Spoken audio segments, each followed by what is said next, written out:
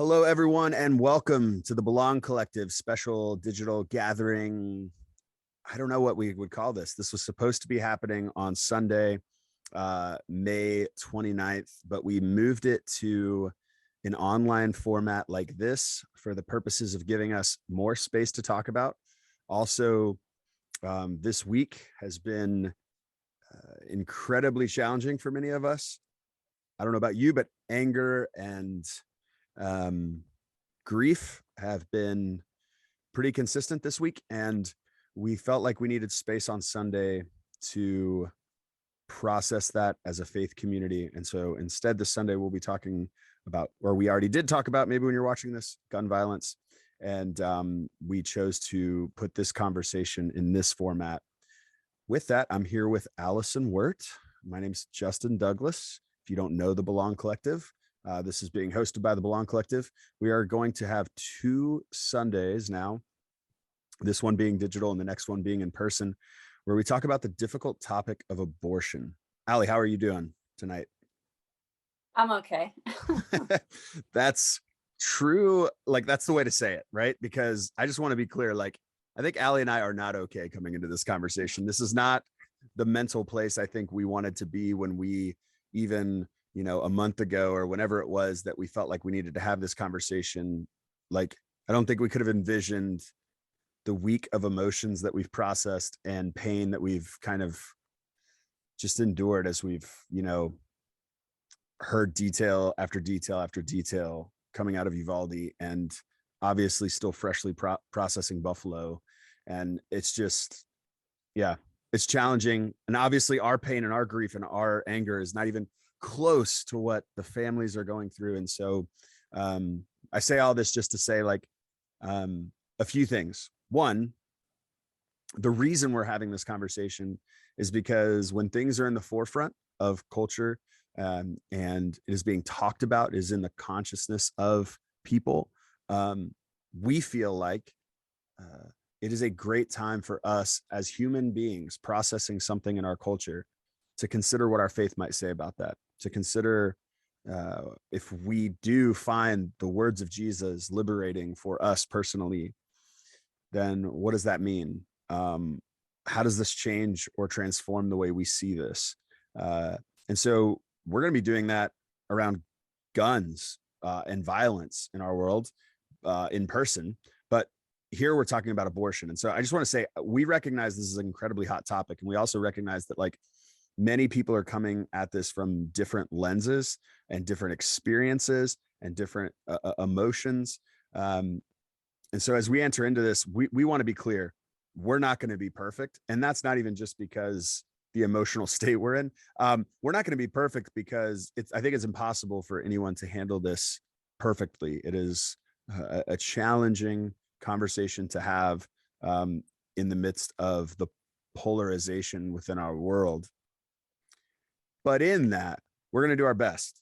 And I do feel pretty confident. The one thing I do feel pretty confident we can talk about is some from the theological Bible aspect. Like, I feel pretty confident about that.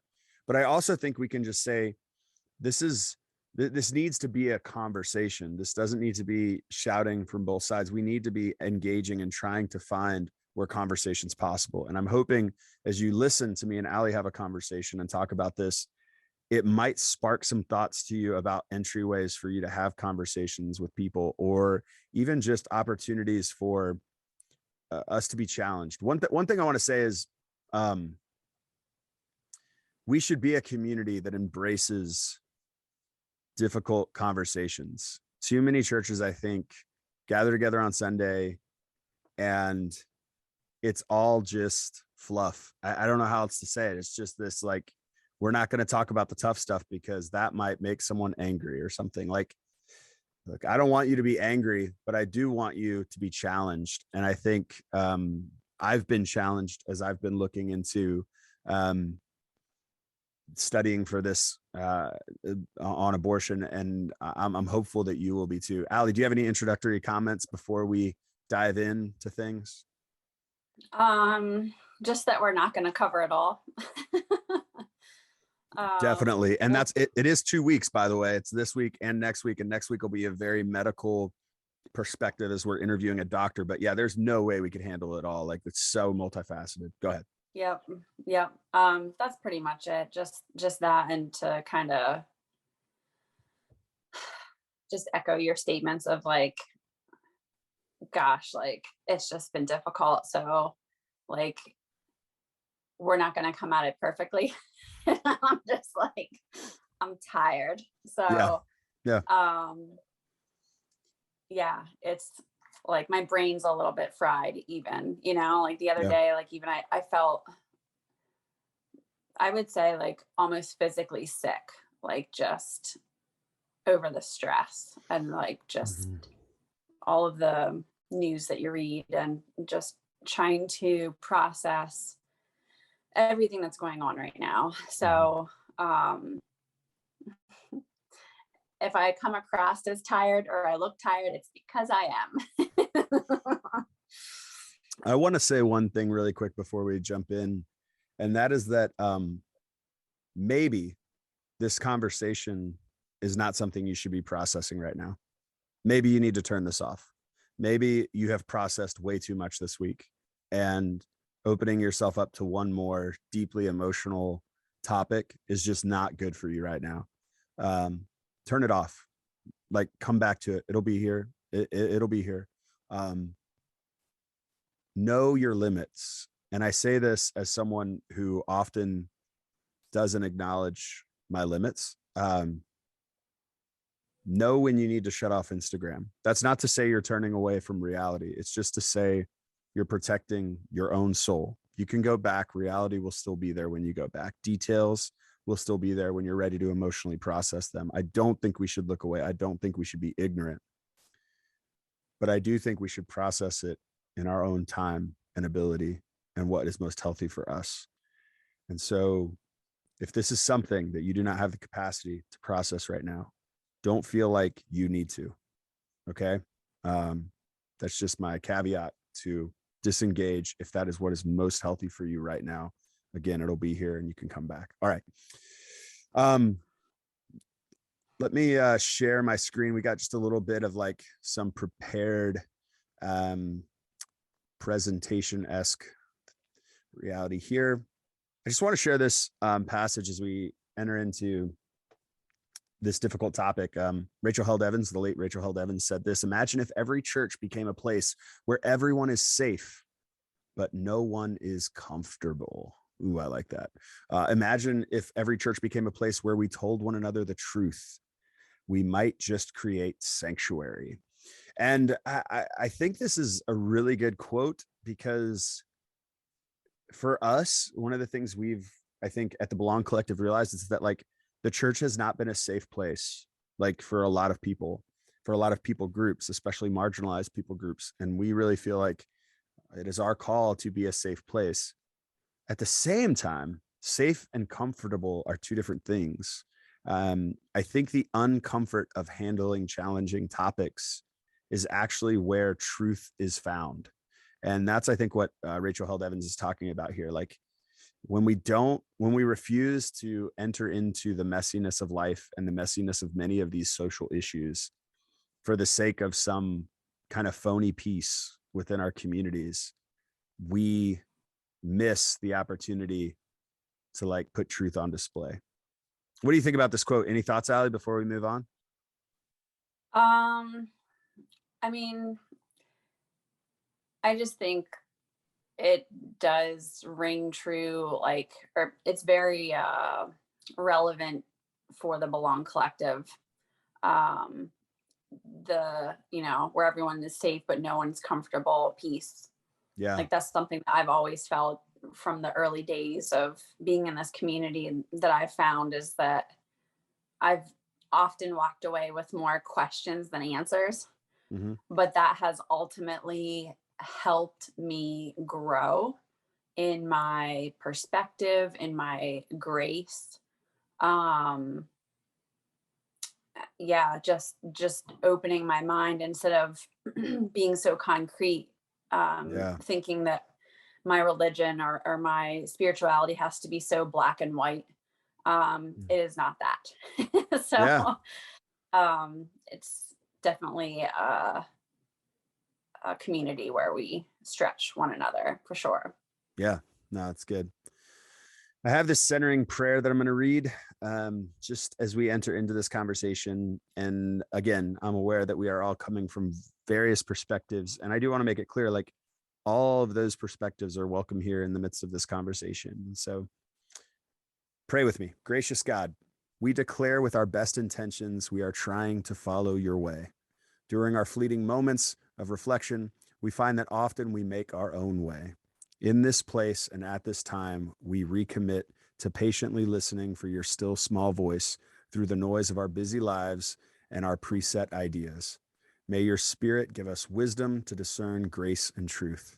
Give us the characteristics and disposition to embody the fruit of the Spirit: love, joy, peace, patience, kindness, goodness, faithfulness, gentleness, and self-control in all our words and actions. Amen. I feel like the best place to start is to talk about the question that usually is not brought up, or if it is brought up, it's brought up as like a slam dunk, as like, this is the only way it can be understood, which is, when does life begin? When does life begin? Because at the center, or at least the foundation of this conversation, it is this: when does life begin? Now, you and I grew up, we will maybe share some of our own story later, or maybe even now, I don't know. But what did you grow up thinking, or what were you taught to think growing up of like when life begins? It's even, that question is funny just because, like, I don't even know that I was necessarily told, like, word for word, like, this is when life begins. I feel like I don't even know if that was like something that I thought about. It was more just like, abortion is bad and wrong, and like, so I think I just immediately assumed that, like, at any point in the process, it's just, no, it's bad. So, like, I don't know, I think that just lended itself to a view of, well, life begins immediately. Like, Yeah. it's just, yeah. No, I mean, I think me growing up, I grew up where like this question was actually answered. Like, life begins at conception was preached from the pulpit, was I was homeschooled. It was in the curriculum, in the science curriculum of my, you know, homeschool books. Like, it wasn't something I grew up not thinking about the answer to this question. I would say I did not have a full form of like, I did not hear the other perspectives and then hear why that perspective was the best. I only heard that perspective, which I do think, I just want to say this for anyone who has a perspective. Like, for example, I have a perspective as I read the Bible that Jesus is calling his followers to nonviolence. Okay. I understand there are other perspectives on that, right? For me to go and preach that only Jesus can only be understood as this way, and there's no one else throughout history who's understood him different, or like, it's just like, I think it's okay when we have a perspective, even if we feel like our perspective is the right perspective, like it's the most rooted perspective, which I do feel that way about Jesus as the nonviolent. I think we should share the other perspectives. Like, I think it actually bolsters up our view to be like, to educate those who we might be trying to argue our side for about the other perspectives. Because a lot of these perspectives I'm about to share with you, I did not learn growing up. I just didn't. And I think it would have actually been interesting to see someone teach me with humility even the other perspectives that existed, because I never really heard them. And Right. I just share that to say, so many of us at TBC have gone through the painful process of unlearning. And in our unlearning, we have discovered that when we learned the first time, right, we were not handed a full picture. And maybe that was done out of protection, but I think it makes me even 10 times more skeptical of what I was handed when I wasn't given a full picture. I feel more like I was lied to. And so that's not to say that this is indicative of where I land on this issue. It's just more to say, like, we should be the type of people who can give fully formed, like, like fill out the spectrum, right? Not, and you can discredit it too. Like, it's just to say, acknowledge that it exists. Like, don't try to say your way is the only way and there are no one else who sees it this way. Anyway, that's just a little side rant, as if we have time for that, but whatever. All right. When does life begin? Probably, I mean, the most ancient idea of when life begins is at breath. Life begins at first breath. This is like, if Genesis 1, if you believe Genesis 1, the very first life began when God breathed into Adam life, right? I mean, assuming we're taking that story literally, but the Talmud, the ancient Jewish law, supports this idea that life begins at breath, and there's all kinds of ancient understanding. And so this would be at literal birth, like when the baby takes its first breath, right? So have you ever had anyone argue that this is when life begins to you, Allie? Oh Or are gosh. you aware of this like idea? Is this something you were taught as a kid, or something you were I taught in don't think church? so. No, I don't Okay. think so at first breath. Okay. Yeah. So this would be the most ancient, like, Old Testament, New Testament idea of life. Not that there weren't other ideas that were floating around at that time too, but this would be the most ancient. Now, to be clear, I want to just make this point clear real quick. Just because it's the most ancient does not mean it's the right one. Okay. There are many things that are ancient that I think we have grown and learned on, and they are wrong. So that is not as much credibility as that gives it, in the sense that it has lasted a long time as a view. That doesn't necessarily mean that it gets, just a pass because, oh, well, that Genesis says it. Well, Genesis says a lot of other things too. And so I want to be clear that that's not what I'm saying when I'm saying it's the ancient view, that somehow that codifies it as the best view. It just, we're putting it in its time and place, that this is a long held way of seeing life. All right. Next, quickening. Life begins at movement. When the movement happens of the child. The ancient view, Augustine 4th century and Aquinas 13th century, argued life, or ensoulment, as they called it, which is an interesting word to think about. The idea that the soul comes into the baby or the fetus at this time. I'm just gonna be clear. I'm gonna misspeak. I know some people are like, don't call it a baby, call it a fetus. Some people are like, don't call it a fetus, call it a baby. If that's really gonna be frustrating for you to hear, I just want to speak clearly. Like, I'm gonna try my best to. I'm probably gonna interchange those words. So I apologize to both sides who are gonna be upset with me about how I might use that terminology. But fetal movement typically begins at 18 to 20 weeks. So this would mean that life begins somewhere in there. Do you remember, Allie, when Orrin moved for the first time? When you felt Orrin for the first time? Oh, yeah. Um, yeah, I remember feeling just like, I mean, they always say like, oh, it's just like little flutters. It kind of feels like butterflies in your stomach. It's just funny because I would constantly ask myself, is this Orrin moving, or is this gas? I'm not sure. Yeah, because you just don't know. Is this ensoulment, or is this the soul food I had last night? Oh Yeah, man, like, sorry. that's okay. Yeah, I do, like, as it became more and more clear, yeah, I definitely remember like feeling him move and just being kind of in awe of that. Yeah. And he hasn't stopped moving since. Yeah. All right, next is implantation. This is where the embryo attaches to the uterine wall.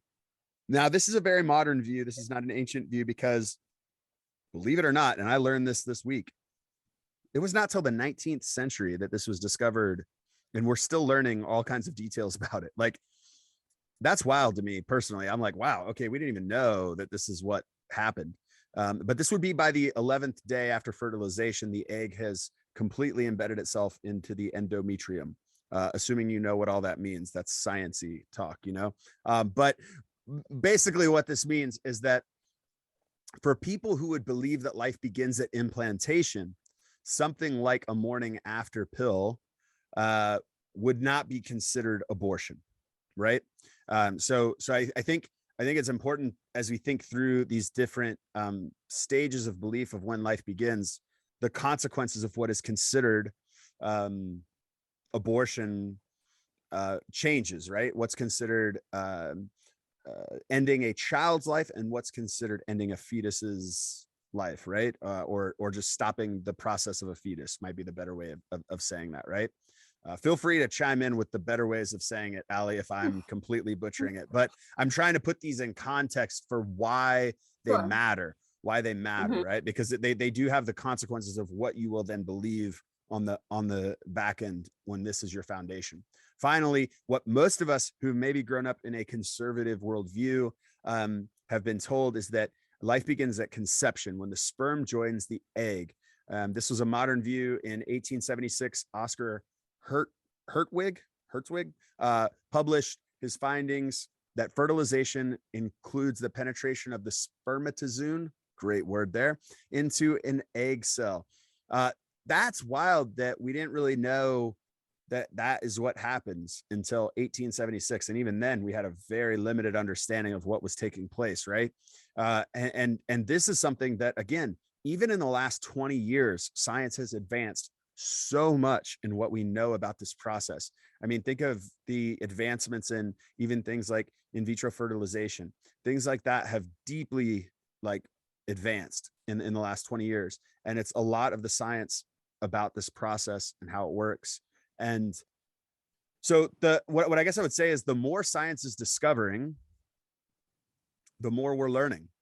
And we have a variety of options here before us for when life begins.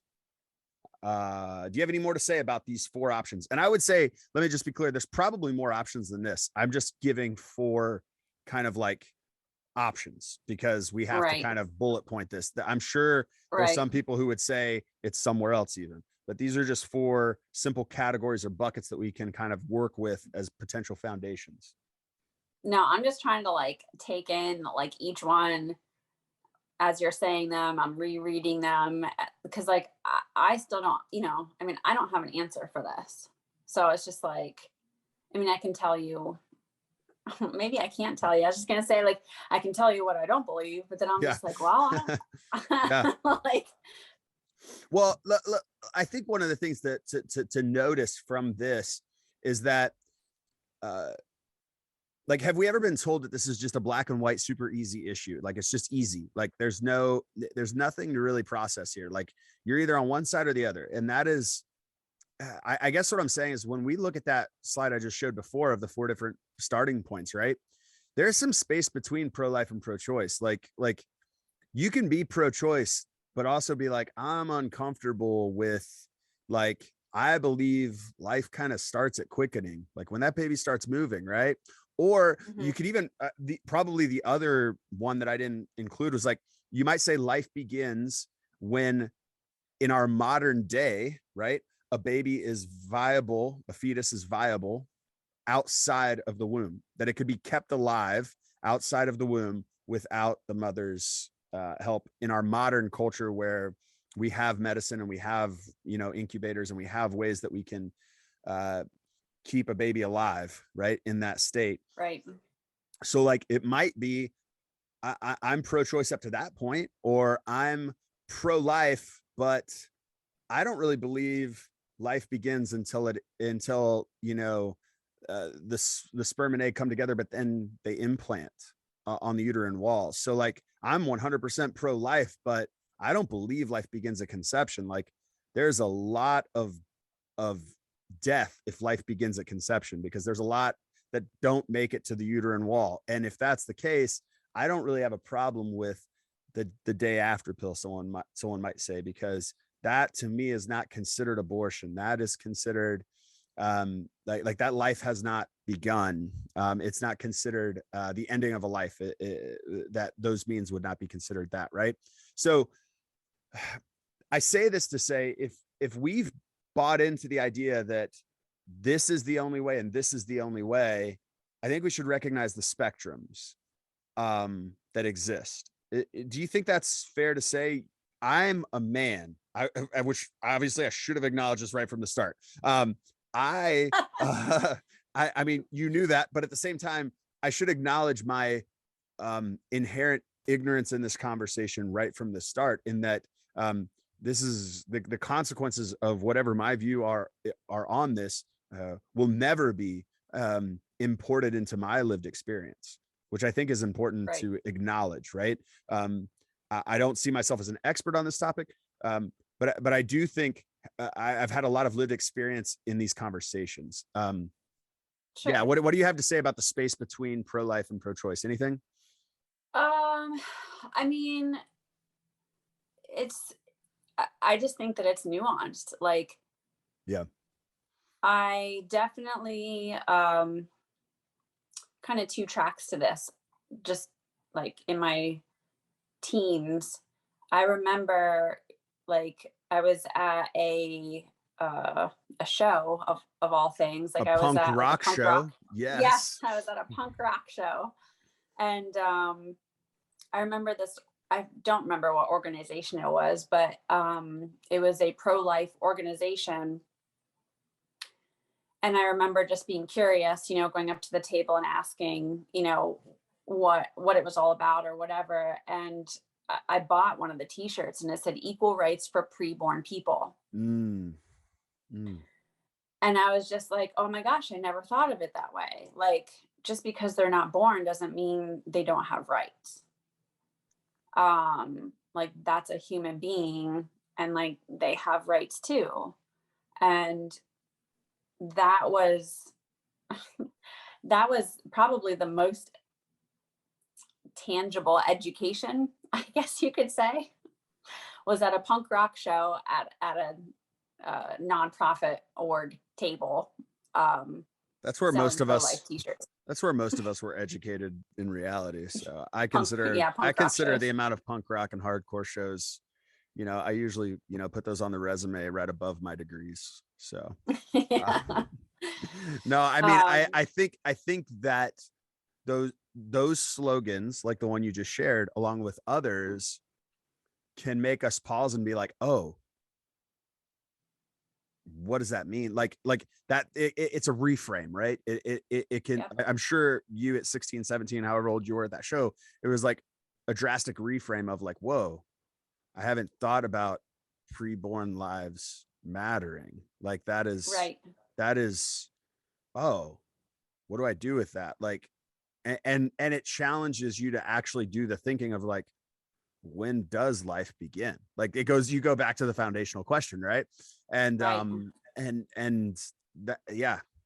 So And then from there, yeah, go ahead. like, I just, you know uh, into high school, and then as like a young adult, the more, and this wasn't a topic that was at the forefront of my mind, but when it was kind of in my sphere or on my mind, the more I thought about it,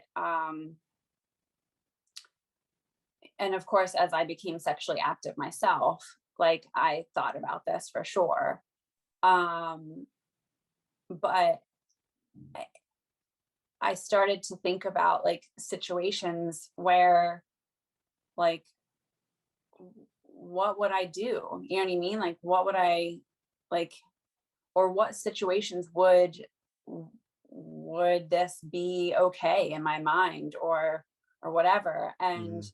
I mean, ultimately, like, I kind of am just in this space of like, yeah, like, I can not understand, because I don't know that I would ever, like I've not been in the scenario where I've had to choose. Like, I've been pregnant, I've had a child, but Yeah. I chose that. I wanted Yeah. that. But if I was in a situation where it was a difficult decision to make, I can't imagine making that decision. Yeah. Like, I don't. like, I don't know that if I personally could ever get an abortion, but I also don't know if I would ever be in a situation where I'd actually have to really deeply consider that.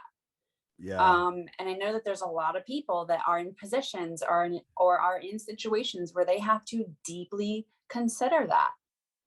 Um, Well, let's talk about and that like, really quick. and that's that, you know what I mean? Like Yeah. it's a choice that I feel like that people should be able to make. But I do feel like the complexity of it, it does like kind of bring us back to like that tension of like, gosh, like, what does that mean? Like, up to what point? Up to Yeah. what point in that process of the fetus and the baby, it being formed? Like, and when is it cruel? Yeah. I mean, that is exactly right. And I think you bring up something really good because you acknowledge the tension of someone having to work through that, right? What I think is so I want to prop up two straw mans here. I just want to create these two. You might even call them villains. I don't care what you want to call them. But uh, when I was when I went to Liberty University, which is where I have 2 degrees from, and when I grew up, homeschool, very conservative understanding of the world, I heard every pro-life fear mongering statement you could possibly think of. And what I was told about pro-choice people was that pro-choice people do not care. They go into the process of an abortion and they just it's like it's like ordering fast food. I literally think that was a scenario someone told me at one point, like in a message or some type of thing to conjure up people to become that's how easy it is and whatever. And I just want to say this for anyone who is on that side, who would who getting an abortion is just a flippant thing and it doesn't matter. Man, I really don't think that's I would be shocked if that's 1% of the people who get abortions. Um, it's certainly not the majority. And I know this as a pastor because I've talked to many people who have got abortions. There are people that will come to me and tell me that they're in that process. There are people that will come to me and tell me they've already made a decision in that process. Um, and that then live with the immense guilt, even feelings of like I'm going to hell for what I did. I mean, I've had multiple people tell me that. Um, that eh, it's just too bad that there's this straw man on the pro-choice side of like it's just laissez-faire, whatever, it's not a big deal. That's not to say those people don't exist, okay? But it is to say that's a very different pro-choice than a lot of people I know who would consider themselves pro-choice. They would still deeply wrestle with how um, how this would impact their life. They would deal with they would wrestle with the moral implications of it. They would consider counsel. They would try to figure out if there was a way to make it work, right? Like that. I do think that is the majority of people. Again, I could be wrong. I'm I'm man, I don't know, but I don't think the majority of people on that side to characterize them as like it being a laissez-faire thing is good. I do want to say on the pro life side, um, people who are one issue voters and make this their one issue. Um, I think this straw man is probably a fair straw man to prop up, is what I guess I would say. What I'm about to say. Okay, to be anti-poverty programs, to be pro-life people are the easiest to get behind supporting a war. Like that's a reality of the evangelical who's largely pro-life. They're the easiest to get behind supporting war. These would seem just those two I listed, and I could list healthcare, right? Universal healthcare for everyone, right? I could list immigrants seeking asylum, maybe not being separated from their parents. I could list hundreds of things that would seem to be inconsistent with you labeling yourself pro-life. You come across to me as pro-fetus. So I think it's easy to defend um, let me say it this way.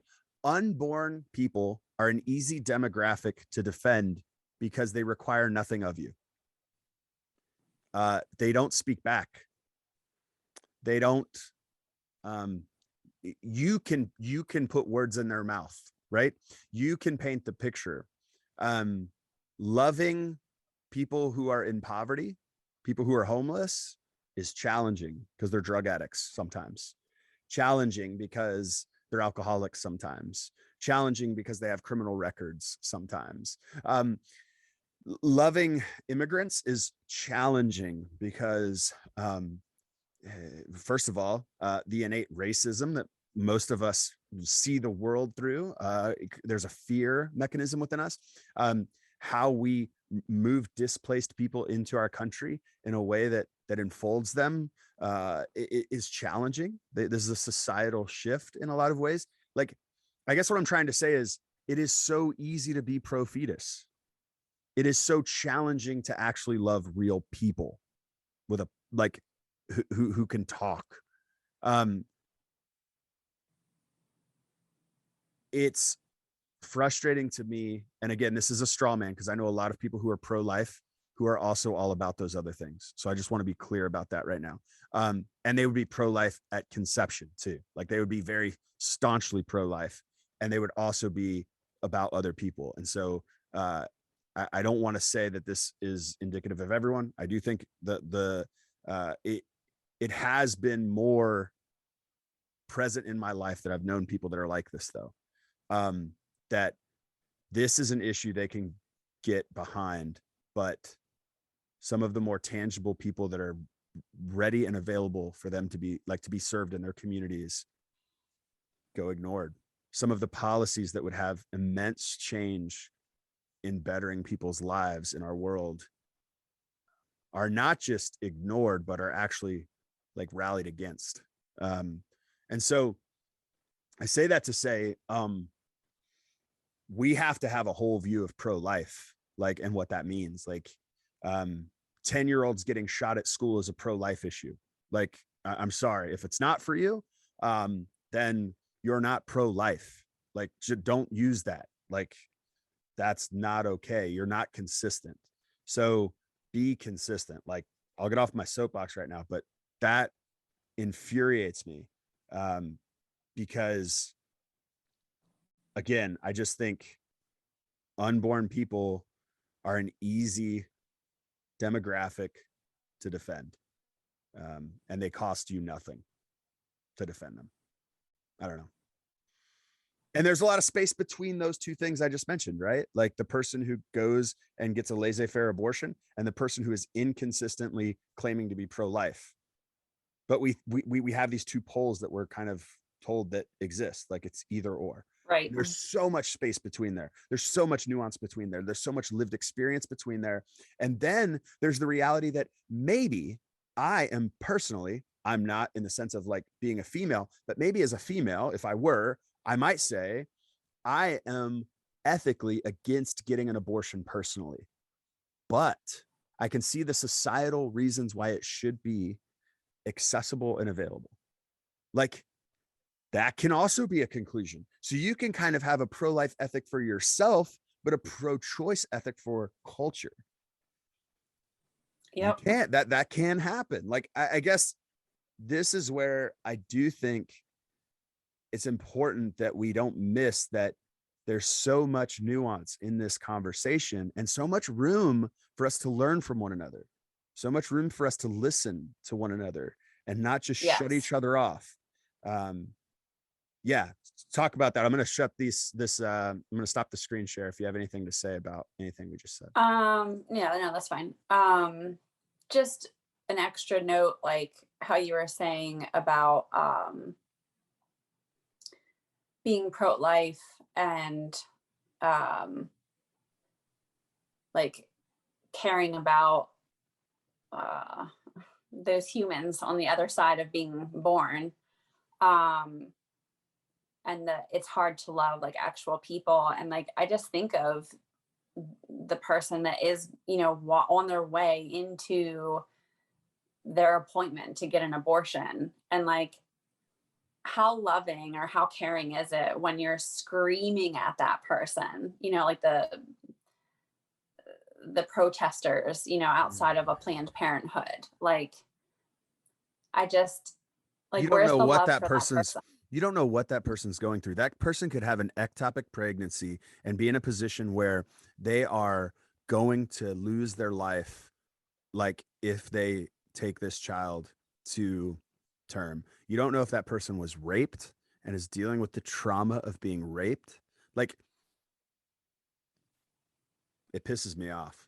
It just pisses me off. Like, I don't think that's called for in any circumstance. Like Right.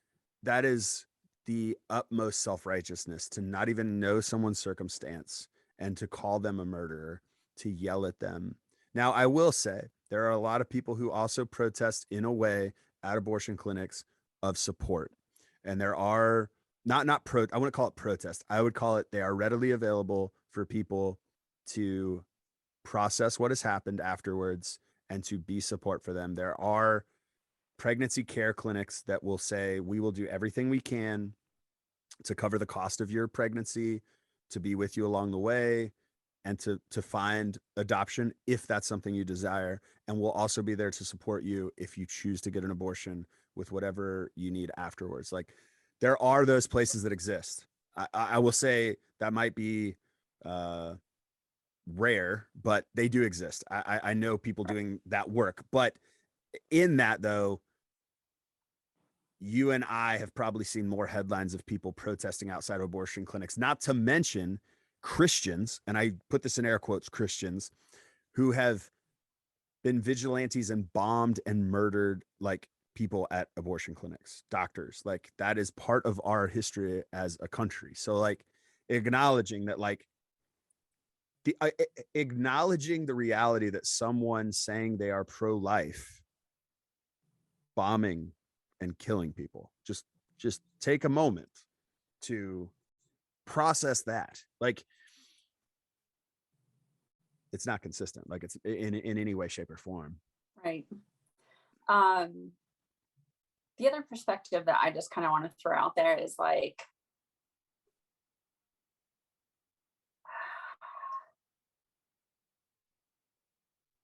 being pregnant, like, it's scary. Yeah, I mean, I don't Like, know, but yeah. and depending on who you are, like, being pregnant can be traumatic. Giving birth can be traumatic. Wouldn't you argue it always is? Like, I mean, it can be Yeah. beautiful, but like, I've been in the room for three births. It's traumatic. Like, it's not to say good doesn't come out of it. It's not, obviously it does, but I guess I'm saying, like, again, you can speak to this way more than I can because you felt that terror. But like, it's I would say this. Like, I mean, I think when you, I mean, I've not had more than one child, but I assume, and what I hear is, you know, kind of like after the first one, you know what to expect. And I can say, after having Oren, I know a lot more now of what to expect. yeah. So that is extremely helpful. But you can read all the books you want. You can have all the conversations you want. Go through the childbirth classes, but nothing will help you prepare for that at all. Like, I mean, I shouldn't say at all, but like, It can you only just prepare don't you to know. a point. You It can just only don't prepare you to a know. point. Yeah. Yeah. And like, every person's pregnancy is different. Every person's birth is different. And also, like, it changes your body. Like, my body, my physical body is forever different after having birth. And I'm not just talking about like my genital region. Like, I'm talking about like my abs are separated. Like, your abs separate, period, point blank. Like, and like, they can only go back together to a certain point. And like, that's different for each person. That can cause complications for different people. Like, And I had like extreme pain through my pregnancy and directly after my pregnancy. Like, if somebody has depression and anxiety, I could see if they know themselves well enough and they're just like, I can't get through this. There's just no way. If they have physical problems or like illnesses, chronic illnesses, and they're just like, I just can't, like, there's just no, like, there are so many things that I think that we just don't think about. Yeah. That like pregnancy in and of itself, and then also giving birth and or raising a child, like each person's situation is different. And like I'm just talking like physical things of anxiety, depression, chronic illnesses. There's also other societal issues that we've not even really touched on. Yeah. Well, let's touch on them. That, Like, what about when you have this kid and you can't work? Like, because you don't have access to daycare, or daycare costs as much as you're going to make from work. So, and not to guess mention, what? you don't Right have, now, yeah, go in ahead. the here and now Yeah. of today, Yeah. daycare is like not an option. Like you're Explain. lucky. Like you're lucky if you can get into daycare. Like when we had Oren, we were calling places and we're still on wait lists. We've still not received phone calls back on wait lists to have Wow. Oren go into daycare. Wow. Wow. Because like there's not enough workers. Yeah. Yeah. Like they're full. Yeah. And okay, so you may not have healthcare that'll cover it. So you're going to have to go in debt a lot to have the child, because these are societal. We're just going to talk societal, right? If you have a complicated pregnancy where you might be bedridden for a little bit of time, or have to, take off work for periods of time, you may not be protected. You may not have the opportunity to take off work and keep your job, let alone survive, because when you take off work, you're not going to get paid. You may not have paid time off, right? Then once you have the child, you may not have any time of paid family leave, depending upon your job, because in most states, it is not mandatory for your job to provide you with any paid leave. And so those are just, and then, like I mentioned, daycare, those are just a few. I'm talking a minute few of the hundreds of policy legislative decisions that make like it harder, let me put it that way, harder, more hurdles, let's put it that way, for people to overcome potentially. And that's why I think like we have to also consider how being pro-life, if you're actually thinking about, we need to overturn Roe v. Wade, we need to put restrictions on abortion, like real strong restrictions on abortion, right?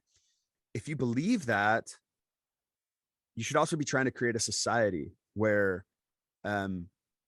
like every possible tool we have in our toolbox is being used to support mothers. Like every possible tool. Like when things come up, it's like we're spending on that, we're not spending on war. We're spending on that.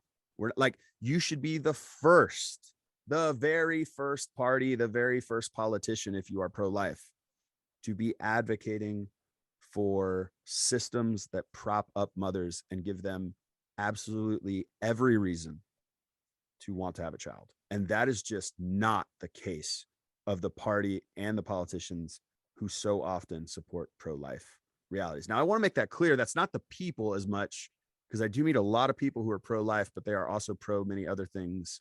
But that party specifically, and many of the politicians within that party, their voting record just speaks for itself. I'm not trying to be partisan right now. I'm not trying to like be partisan. I'm just saying, when your voting record, we have we'll just call them by what they are. We have Republicans who just voted to not get baby formula when we are in a baby formula crisis. These are the same people celebrating the overturning of Roe v. Wade. It's phenomenal. It's absolutely phenomenal that can happen. Like the cognitive dissonance that exists there. I don't understand it. Like, so that's where I think, like, when you talk about the lived experience of a mother, society should be doing everything possible to ease that. Yep. Literally just came back from the grocery store looking for formula, by the way. Did not find it. I'm okay. It's all good. But yeah. Well, and that's trying to get that next backup can. Yeah. And yeah, I mean, but the other side of this too is like, I just like, the reality is that abortions are going to happen, period. Like, whether they're banned or not, like, they're going to happen in some way. They might be incredibly unsafe, or incredibly like underground, or people have to travel multiple states over to get it. And that'll be people with privilege who are able to do that. So we're further oppressing oppressed people. Right. And I just feel like there's also could be some really gruesome outcomes, which is really sad to think about. Our country has a history of that, of many people passing away in those circumstances when they are not safe, sterile, accessible in that way. Right. So with like, I just feel like that's common knowledge. Like, I don't, like, I'm not trying to be like any kind of like, is that not common knowledge? Like, abortions are going to happen anyways. So like, if that's the case, why are we not doing what we can to lower the amount of abortions? Like, I will say this. I will say this. Like, when it comes like to contraceptives, sex education. Like, we don't. Why are these? No, things we can't do that. We can't do that. That's another thing. We can't do that. The pro-life movement at large. We cannot abstinence only education. Do you know how much money was funded to abstinence only education by a particular party? It's nuts. It doesn't work. It's proven that it doesn't work. And I'm just gonna be honest. I got 3 kids, and like, do I want them to be sexually active before they're in a committed, like, loving relationship? No, I don't. And I'm gonna tell them I don't. But I'm also gonna give them contraceptives. I'm also gonna make sure they know how to use them, because it's just absolutely ridiculous that when we think about ourselves as biological creatures, that we don't understand that starting at puberty, you have a sex drive that exists. Like, people don't want to talk about this. It's like, ooh, no, like, you have to talk about it. Like, and the thing is, parents won't talk about it because it's so freaking awkward. It's awkward. Like, for me, I've never had that conversation with my parents. Never had it with my parents. Like, never I had it with my parents. Put them on blast, but like, well, I'll put them on blast. I'll put them on blast. We never had that conversation. I've already had it with, well, 2 of my kids. We've had, I would say there will be, I think it's progressive. There will be many more conversations to be had. Right. But some of that conversation has already begun. And they know I'm a safe person to come talk to as they have questions, and as they're not sure. They know that of my wife as well. Like, we've created that space, but I'm also not attacking the school. The school can talk to them about it too. And I'll actually say this.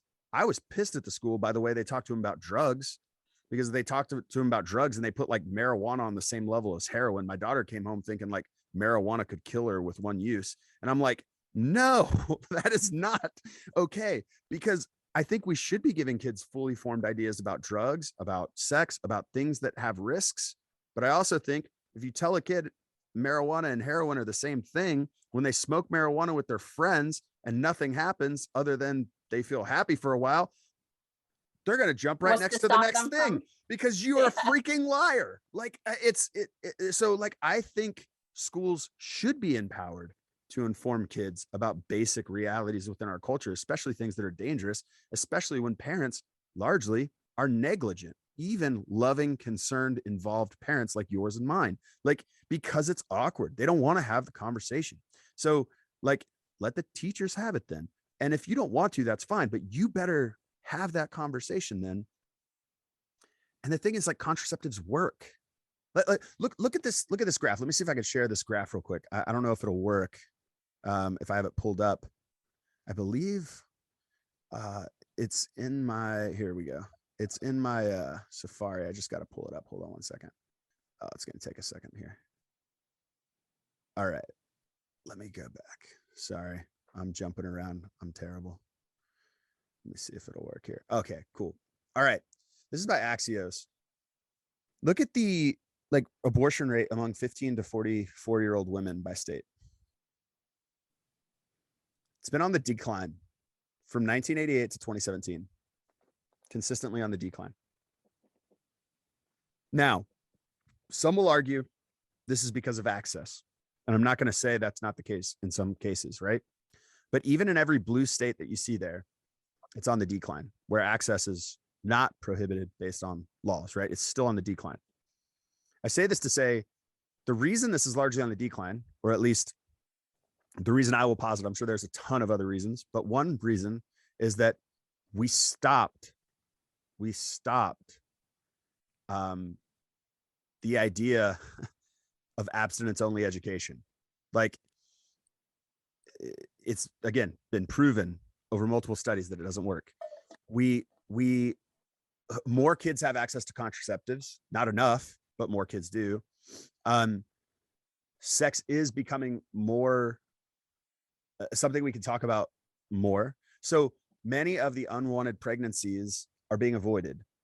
Not all, but some, right? So you have literally every state on the decline. And I think back to, I think it was Clinton who said abortions should be safe, accessible, and rare. Like, Yeah. we are on that declining slope of it not, like, and we haven't done all we can do. Like, we just listed hundreds of things. Like, we're aware of so many things we could do to make mothers' lives better, to make young kids, teenagers, more aware of their bodies, more aware of, like, there's so much low-hanging fruit still left, and we're already seeing it on the decline. And the other thing that can be obviously connected to this decline is the fact that healthcare has with the Affordable Care Act, healthcare has become more affordable, right? So that's a big factor in this too. All of that to say, and I'll shut this off now, but all of that to say, like, there are tangible things that we can do to bring abortions down if that's really our goal. But like you said, outlawing it and banning it is going to hurt a lot of people. And while I understand the desire for that, let me put it this way. If you believe life begins at conception, that is the playbook.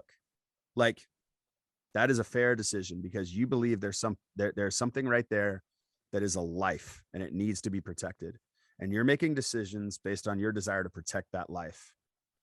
But you better damn well protect that life once it's born. And you better do everything in your power to do it, because if not, you are grossly inconsistent with your politics, with your understanding of, like, what it's going to take for that mother. Like, you better be the biggest advocate of what most will call socialism. Like, because there's just no way to justify that view of protecting that fetus. I saw a homeless guy, like a meme of a homeless guy holding a sign that says "was once a fetus." like the idea of, like, help me, I was once a fetus. Like, and I feel like you have to have that level of consistency if you're saying, like, a Roe v. Wade needs to be abolished. So I'm not saying you can't say that and be genuine, and believe that life begins at conception. Because I do believe, I'm sure we have people at the Belong Collective who believe that. I'm saying consistency within that belief needs to be that you are fighting for a society where mothers are supported so much that it makes this need. In essence, you are doing everything you can to create a society to remedy abortion unnecessary. Even then, you're going to have ectopic pregnancies, which we'll be talking about next week, and other, medical realities where abortion is necessary. Like there are those realities, and in certain states, we have trigger laws that'll go into effect whenever we get this ruling from the Supreme Court that ultimately won't even potentially allow for those kinds of procedures, which are, again, medical procedures that will save the life of the mother. And there is no viability within that fetus. Like it's not possible for that life to continue, or at least, Right. let me put it this way. There might be a 0.1% chance for that life to continue, but if it goes wrong, it will take the mother's life. And think about that situation. This could be a mom who already has 2 kids. Like, and you're saying, well, that mom needs to roll the dice with a 1% chance. Is it life-giving for them to not be a mother for these other 2 children, to take that risk? Now, I believe she should have the right to take that risk if she wants to. I don't believe she should be made to have an abortion, right? But I don't believe she should not have access to an abortion if she chooses to say, to follow the advice of her doctor. I don't know. Eventually, we got to get to the theology of this, but go ahead and close this out with any final talk about politics, structure, any of that. I mean, even thinking through this too, like I don't know, call me whatever you want to call me, but like, I just feel some kind of way about the government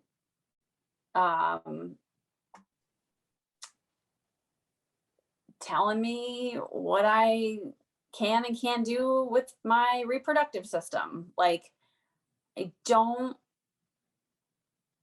like feeling like that wouldn't be available to me. Like, even though I can't fathom making that decision or being in a situation to make that decision, like, I don't want it to be stripped away from me or anybody else. Like, and I don't want it, not only that choice, but that then, like, what if something happened?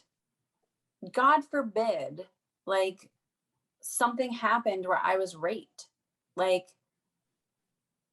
and I'm now forced to like what? Like, how? Like, that's just wrong to me and scary. Like, I don't know. I don't know. Not to mention, just, in that circumstance, teenagers who might be even dealing with the realities of incest, being like, that is a thing. Like, these are terrible things to even consider, but right. Or maybe they're just, sexually active early on and their kids about to have kids, like, I just, I don't know, man. Like, it's just, I just don't like that level of control. And I also feel like it's less, now this is my like own whatever theories coming in, but I don't think I'm alone on this. I feel like it's less about me or women, or less about birthing a child, and it's more about a voter base. Like, it's not even about what they're saying it's about. At least politicians. I'll say this. Let's talk about that for a minute, because I'm actually kind of shocked that Roe v. Wade's going to be overturned. Here's why. And I'm just gonna say this because I went to Jerry Falwell's school. Okay. So I'm very familiar with the moral majority. And those of you who are listening who are unaware, just Google moral majority. I'm not going to give you the background on them, whatever. But they pretty much were a group of people who connected faith and religion to right-wing politics and captured evangelicalism for republicanism would be, I guess, or the Republican Party, right? Like that's probably the most accurate, like, one sentence statement that I can make about it. Obviously it's more complicated than that, but anyway, I was very present and aware during my time at Liberty and even before and after about the politics of abortion, because it was all around me, right? So like the politics of why this matters. And what was amazing was the amount of people that were one issue voters. By the way, I've met one issue voters my entire life up to even now on the matter of abortion. Okay. It is not, Yep. there's Yep. probably no more issue that's been a one issue voter than this particular issue in American Yep. culture over the last 30, That 40 has years. been my Okay. like That's your history experience and too? experience as well. Okay. Yep. Okay. So this is a one issue voter thing. When George Bush was elected, they had the Senate. They had the ability to pass a law. They had everything. They didn't even need a filibuster to do it. They could have passed a law unilaterally outlawing abortion on federal level. Now, that would have gone to the Supreme Court, and it probably would have, there probably would have been some, concessions need to be made. I'm sure there's political ramifications of that, and someone could probably type in why that's wrong. But what I'm saying is, all of those politicians, pretty much, I would guess all of them, but for the sake of potentially all being inaccurate, 99%, whatever it was, right, got elected largely because of one issue voters on the issue of abortion. To actually change that means you don't have those one issue voters anymore. That's why I actually think it's shocking that it's potentially going to get changed, because I was operating under the theory of they're never going to change this. Even if they get all of the branches of government, they're never going to change it, because if they change it, they will lose those voters. They will not be able to mobilize those people around this fear of of this. Now, again, we're talking about political theory here. This has nothing, very, very little to do. Well, it has a lot to do with this topic, and it actually has a lot to do with the church, because most of these one issue voters are in the church. So you know what? I don't have a problem talking about it. I was Thank you for bringing that up, because that's like a whole nother like church and state, like, church and politics kind of deal, like where I don't know, are we not? I thought we weren't supposed to mix the two, right? Could have fooled me. Yeah, I don't know. I mean, it seems today we've mixed it so much that yeah, I'm not even gonna make comments on that. I could go to literal quotes that I've listened to over the last even few weeks that are appalling and interesting about mixing those two together. But we should probably talk about the Bible and what the Bible says we about probably abortion. should. Let's move on to So that. yes. So let me start here. When we talk about modern abortion, the Bible does not talk about this. It's not like everyone talking about the Bible is clear, blah, blah, blah, whatever else. Like, the Bible is not clear about when life begins. The Bible has multiple different potential ideas of when life begins. Again, Genesis 1, Genesis 2 actually is when the creation story of God breathing into Adam breathes the breath of life into him.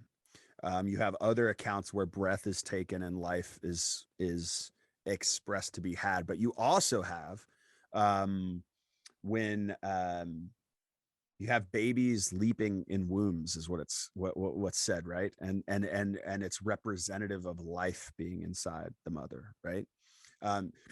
I don't think you can find any passage in the scriptures where the argument for life beginning at conception can be made, just because conception was not in the mind of the ancient world. To be honest, in the mind of the ancient world, and this is just so toxic masculinity about the ancient world and patriarchy, it was believed that all that was needed for life was in the sperm. Like that was believed. And there's even a story of an individual who I think it's Odin. I'd have to go look. Onan, I think. I did not do the research for this. It just popped in my head, but because it's one of the crazy Bible stories. Go Google this one. But Onan spills his seed on the ground because he doesn't want to impregnate the person that he's having sex with, and is killed for that, I believe, or cursed for that. Because in the ancient world, it was believed that many would say that the reason there is that it was believed part of that is connected to the belief that life only existed within the male, reality. Like that is a potential belief of the ancient world, not the only belief, but one of the beliefs. So I say that to just say, like, as we read the Bible, we talk at the Belong Collective about not reading the Bible literally, but reading it literately. So at the very onset of going to the Bible for the answer on abortion, we need to recognize that, like, the Bible can tell us a lot about circumstances in our world. For example, the Bible doesn't have guns. So if we're going to talk about gun violence from the Bible, we're probably not going to just talk about guns. Like, there's no passages where guns exist, but there are weapons. Does that make sense? So we can go look at that. We can consider that. So even in this conversation, as we think about abortion, there are references to life. There are references to a variety of things. So what I did this week is I listened twice. I listened to the sermon twice. It's by a guy named Pastor James Greer, and he's at Journey Church in Pineville. Their church posted a sermon of his. You can go watch it. Just Google what I just said. And I'm not even saying you should. I'm just saying it exists. It's out there. And I wanted to find somebody who had the belief that they've come to a pro-life, life begins at conception view from the Bible, and that they were going to support it biblically. And so right from the onset, here's what he says: abortion isn't the problem. The problem is we don't believe the Bible. And that's consistent with what I was told, or what I've, heard about, I guess, the way someone who's pro-life might interpret this. You just don't believe the Bible if you aren't pro-life, the way I'm pro-life. I want to say we need to be very careful about using that language, just because I don't think it's as cut and dry as this particular pastor makes it, or as cut and dry as maybe we've been taught it is. So he went on to then quote 21 verses before mentioning any passages about life or abortion or connecting even those. He just talked about things like scripture is authority, things like that, where he just went on and on and on about all of these things. 21 verses. Okay. Now, even when you have passages where it says, you have a New Testament passage where it says, all scripture is God breathed and useful for, training and teaching and correcting. And you go on and on. You could find all these passages in the New Testament. What are they? What are they referencing? They're referencing the Old Testament. Well, they're referencing the Old Testament. The New Testament doesn't even exist yet. This is a letter being written to someone else about the Old Testament. So we have to, at the very onset, just be like, okay, what is being talked about in this letter? Like, it is a letter. Timothy is a letter written to a guy named Timothy. Like, and it's saying something about something that, like, we have to be genuine and honest about what it's talking about. So that's just a point to make here when we're thinking about the Bible. And I'll probably get into more of that in a minute. But then he says God's word has to be the ultimate authority after he quotes these 21 verses. So he comes back to saying, like, in quoting all of these verses, and I would say, you can go watch it for yourself, but I would say in a lot of ways, not contextualizing these verses to their context and to ultimately the literary reality of them.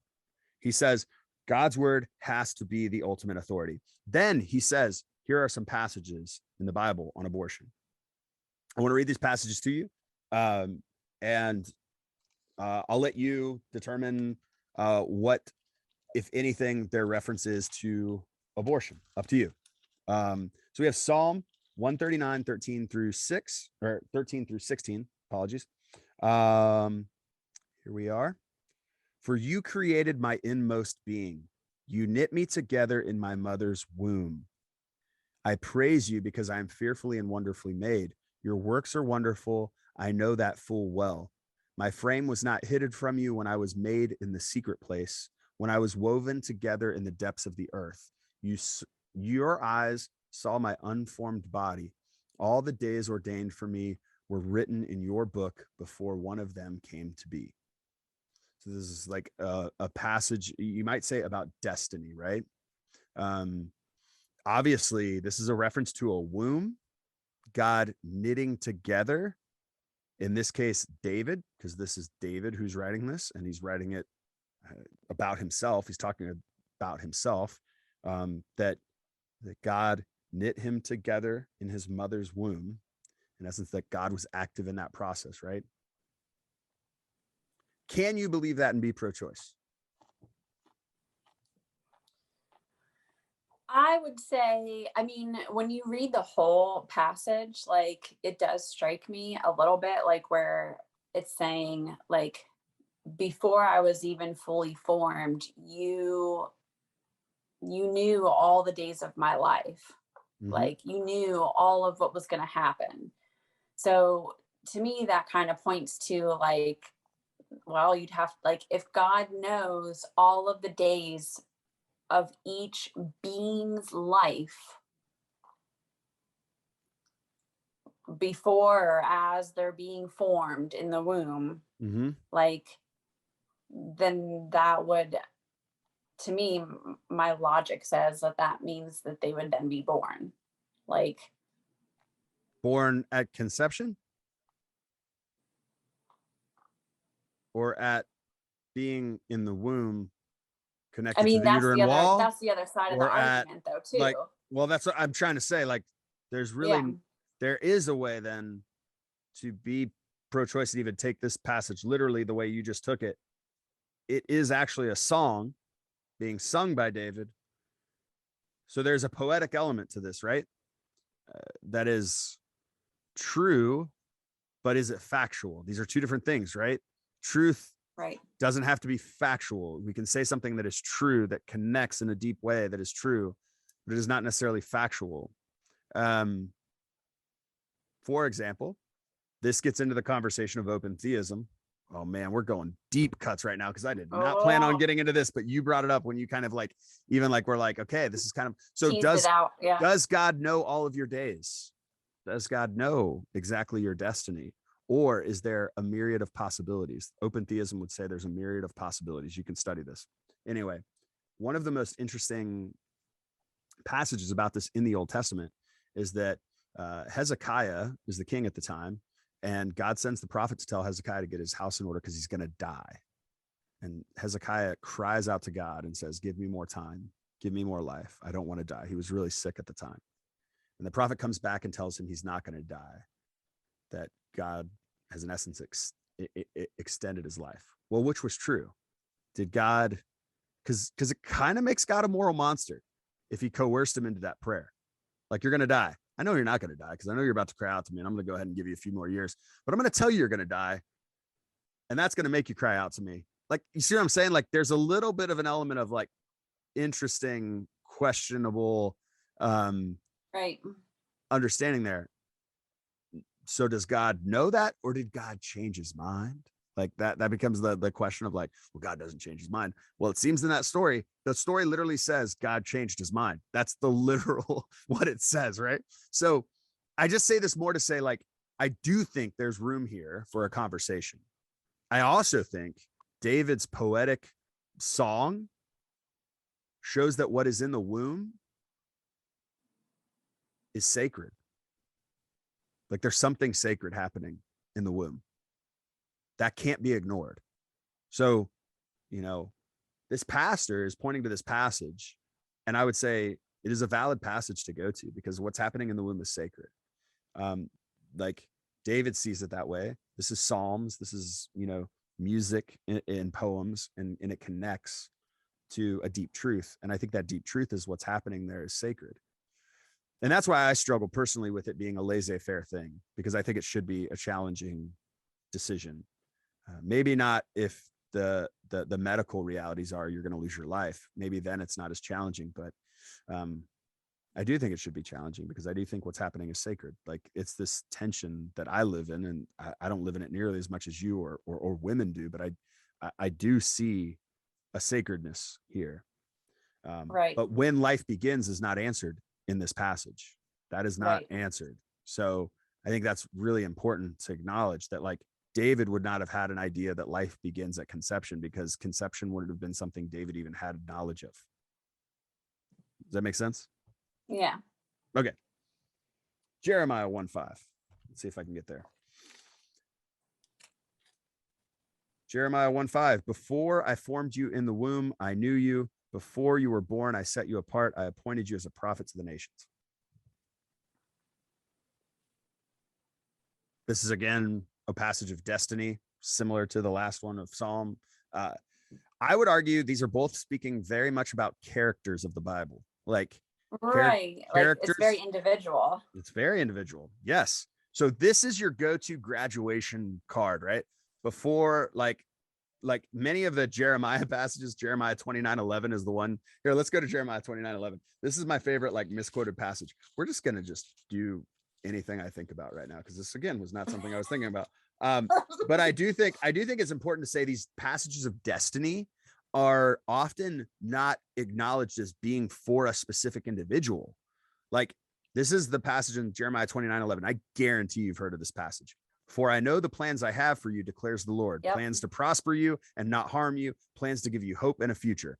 This is spoken to Jeremiah. This is not spoken to you and me. Not to say that God doesn't believe that about you and me. I'm not saying God doesn't want to prosper you. I'm not saying that God doesn't have a plan for your future. I'm just saying that to take that passage that's written to one particular individual and apply it to yourself,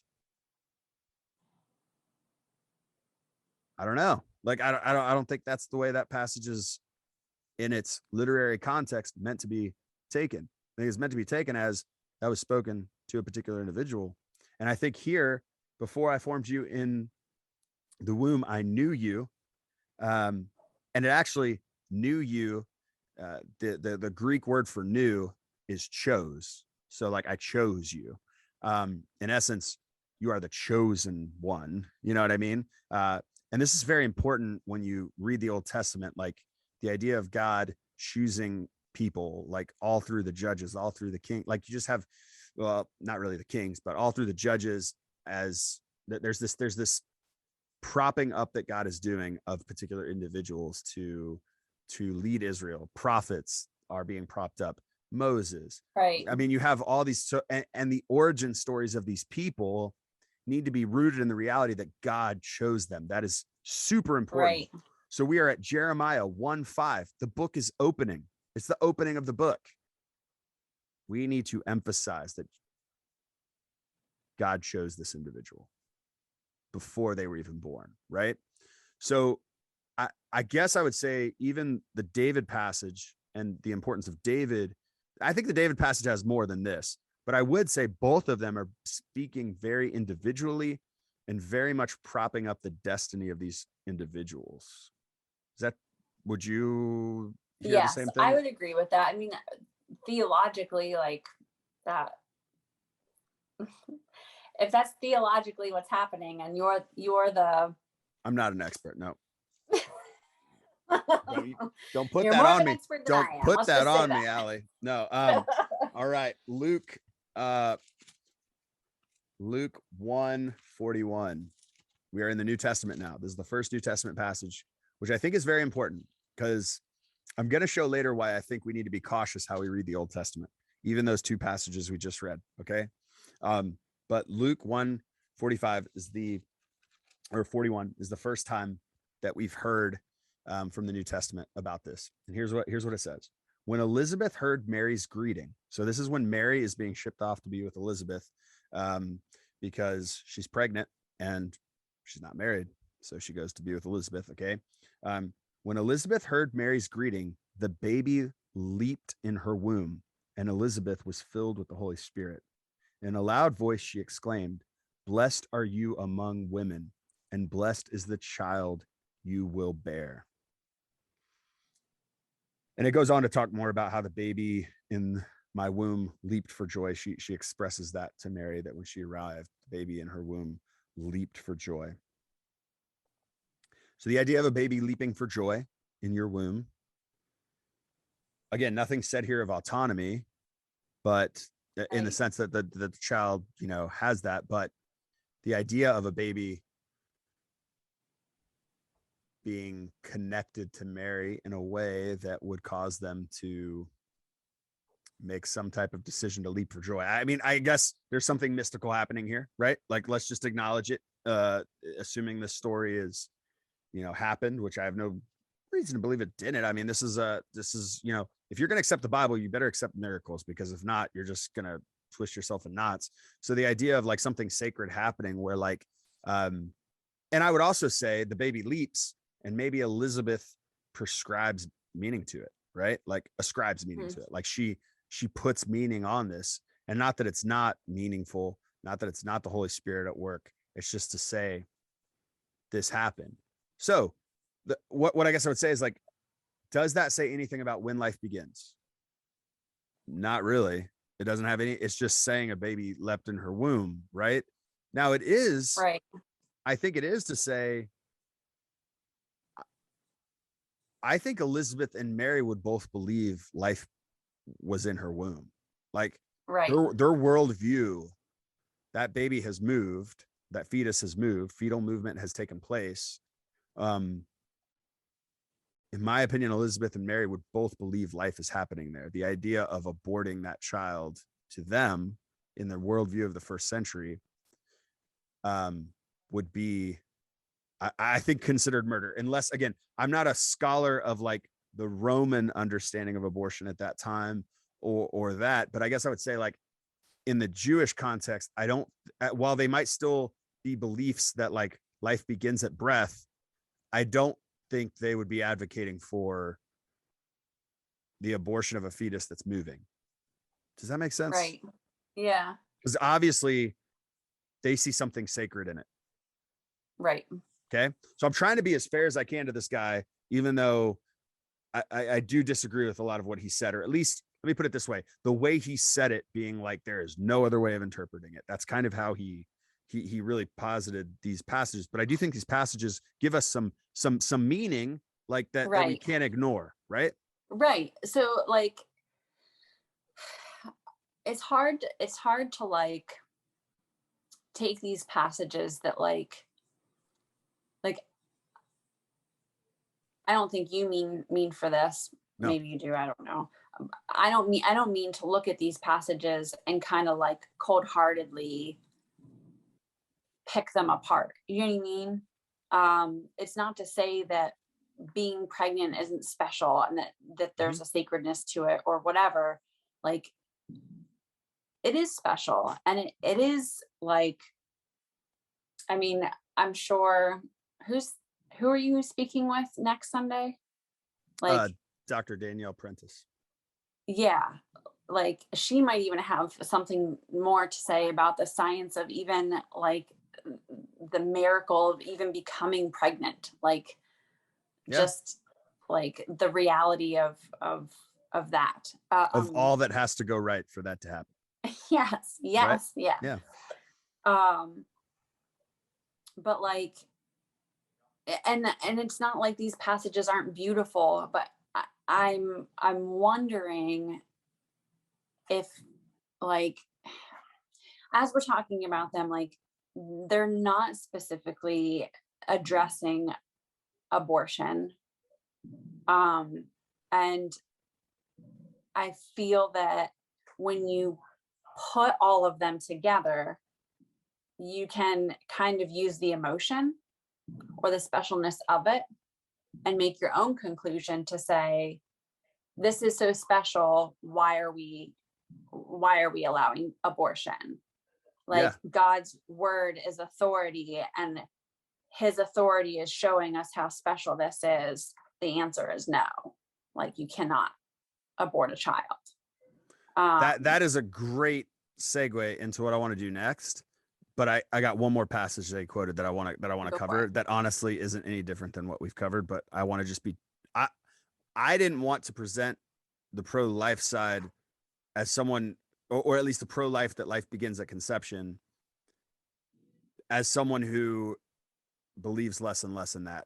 perspective, like, Mhm. because I didn't Yeah. want it to be tainted. So I want to do justice and read all of the passages he quoted. Here's what he said next. This was in Genesis 25. So we're going back now. Genesis 25, 22 through 26. It says this: the babies jostled each other within her. So it's twins.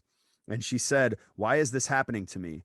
So she went to inquire of the Lord. The Lord said to her, two nations are in your womb, and two people from within you will be separated.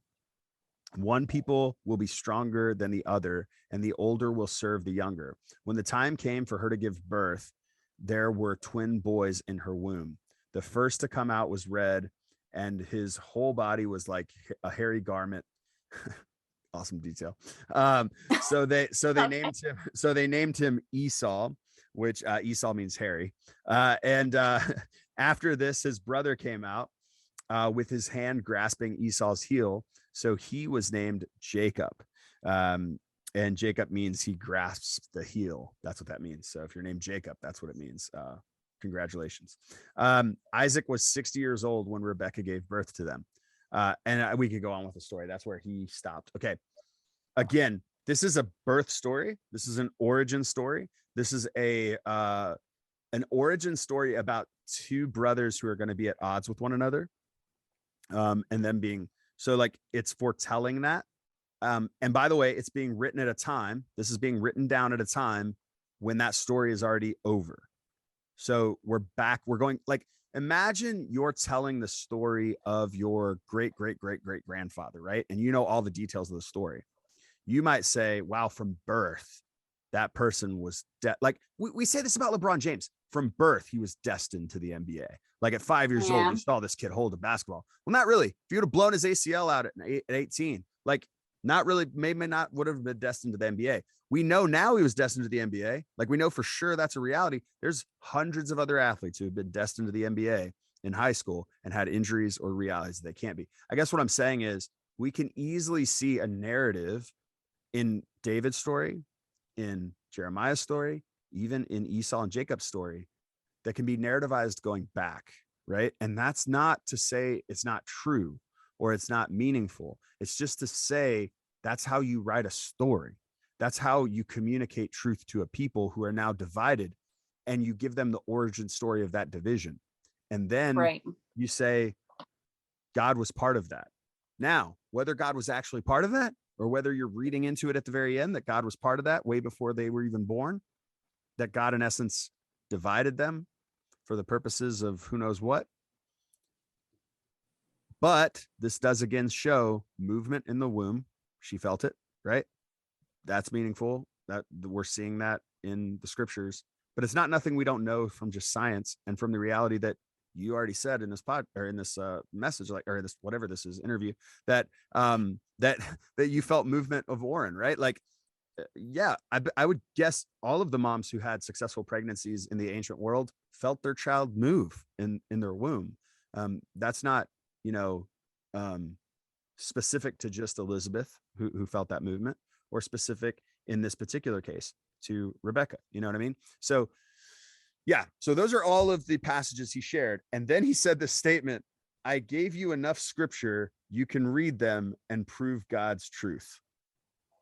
That was his quote. Okay. So from that, I would like to, I guess, pivot to just say, is there anything else you want to add before I pivot and share some passages? Just that you might hear Oren crying in the background right now. Fine. It makes Okay. makes great context for everything we're Yeah. sharing. All right. So I want to read 5 verses that I think say, okay, so if we're going to read the Bible literally, which he's taking a very literal framework of the Bible, then what do we do with these passages? Because you can't read the Bible literally over here and then have all these other passages and refuse to read them literally. Does that make sense? Like, Right. if you're going to read Psalms literally, Genesis literally, Jeremiah literally, Luke literally, which I think Luke is actually the one where you get a pass because we're in the New Testament now. I'm more open to reading that one literally. But when we read all these Old Testament passages and we pull them out literally and we say that proves like life is special and sacred, well, you got to read the passages around them. Yeah. Like you can't ignore those. So we'll go in reverse, because the last one is the one that I think is the most unique, at least, and interesting, because it's a passage that, quite honestly, I didn't even learn about in Bible school, which shocks me because I read a lot of the Bible in Bible school. And all right, 1 Samuel 15:2-3 says the following. This is what the Lord Almighty says: I will punish the Amalekites for what they did to Israel when they waylaid them as they came up from Egypt. Now go, attack the Amalekites and totally destroy. Like, now this word destroy means complete. Like, there's a completeness to this word in Greek. We're not going to get into the Greek today. We don't have time for it. But if you want to go study the Greek of this, this is like an extra destroy type word, right? And it says, destroy everything that belongs to them. Do not spare them. Put to death men, women, children, and infants, cattle, sheep, camels, and donkeys. This is a call to put children to death. God is making it. If you believe 1 Samuel is recording God accurately, which I'm going to be honest, I'm just going to, spoiler alert, I don't believe the Old Testament records God accurately. I believe it's battle stories that read God back into it, that are recorded far after they've happened. Anytime they win, God was on their side and called for it. Anytime they lose, God was not on their side and did not call for it. And that was how the ancients saw war, not just the Israelites. That was how everyone at that time saw war. God was on their side if they won. God wasn't on their side if they lost. Anyway, even Constantine felt that way about his particular victory in, after Jesus. So this is a popular way of thinking. Even people today, God, if you just get me out of this terrible situation, I'll believe in you. Like that kind of grasping, if you will, that's not a new thing. That's existed throughout history. So if we're going to read the other passages literally, do we also believe God called for the death and killing of infants? Because that's very clear in this passage. He didn't just say all people, and then we're going to say, well, maybe they were allowed to keep infants alive. He also said women. Are we to believe there's no pregnant women at this time with fetuses that are not being protected by God?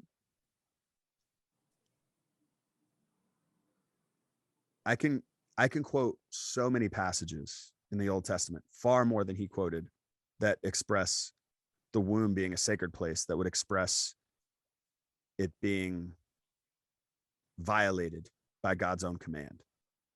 So I'm only going to share a few, but we could share more. Joshua 6:21, just so you realize this isn't like one passage that I'm proof texting. It's throughout the Old Testament. So 6:21, they devoted the city to the Lord. And that word devoted means they destroyed the city for the Lord, and destroyed with the sword every living thing in it, men and women, young and old, cattle, sheep, and donkeys. Everything. Okay. And they did it in the name of the Lord. And if you read up more, it was the Lord that called them to this. We're talking about Jericho. Joshua fought the battle of Jericho. You've probably sang that in kids' church. Not sure why you did, but you did. And, I'm just being real. That's crazy that we celebrate this story. But here we are, right? Did God call for that? Did God call for them to do that? If you believe God called for them to do that, what does that tell you about God? We're starting to get in the territory where you have to come to the conclusion that God's a moral monster. And I just want to say, if I'm tearing your faith apart right now, let me tell you, there's a whole different way to read the Bible that is far more literally feasible than literal. And that's the problem, I think, with the pro-life way of reading the Bible, or at least this particular pro-life way of reading the Bible. Let me make that clear. This particular pro-life way of reading the Bible is that it pulls texts out that argue for life and ignores the plethora of texts that argue for death from a God perspective, and that argue for it just the unanimity of it. Like everything's going to die here. Like there's no exceptions. Okay. Deuteronomy 20. We'll go there and then we'll go to our final passage, which I think is actually potentially the only passage in the Bible that has anything to do with abortion. Okay. We'll get there in a second. All right. Deuteronomy 20, 16 through 17. We'll go quick. However, in the cities of the nations, the Lord your God is giving you as an inheritance. So God's giving you this. Do not leave anything alive that breathes. Do not leave anything alive that breathes. And then it lists, completely destroy them. The Hittites, the Amorites, the Canaanites, the Perizzites, the Hivites, the Jebusites, as the Lord your God commanded you. As the Lord your God commanded you to do. So this isn't like just go do it. This is God commanded them.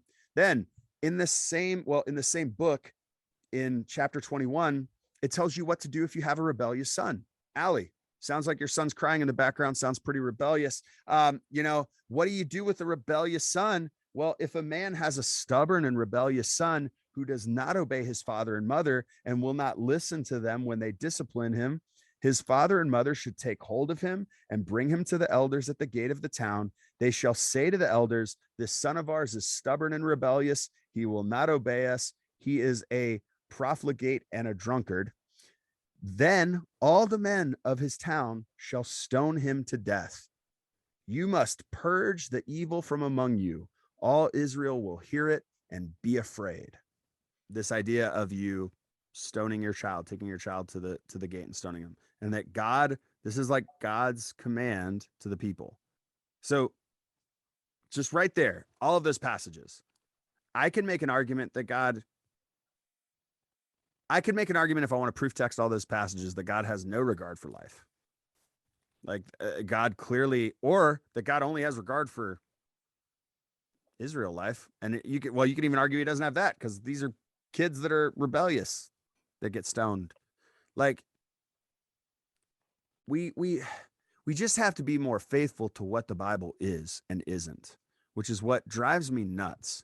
I can proof text the Bible and make it a weapon so easily. I can also proof text the Bible to support my political opinion just about any way, any political opinion you throw out there. I could probably find a way to proof text something and make it be that.